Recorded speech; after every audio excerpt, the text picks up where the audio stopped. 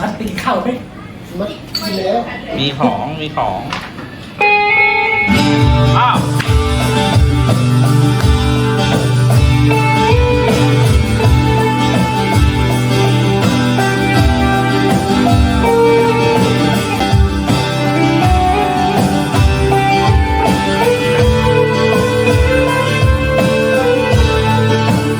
คนไม่น่าจะเกิดกับฉันเลยอยากย้อนเวลาทุกวินาทีย้อนให้ช่วงเวลาที่มียังมีเธออยู่ตรงนั้นแต่ฉันขอเข้าใจ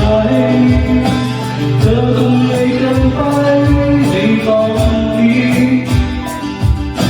ใจเธอแตกสลายฉันก็รู้ดี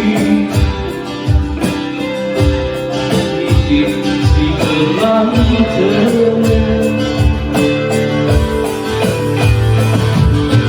ไม่มีใคร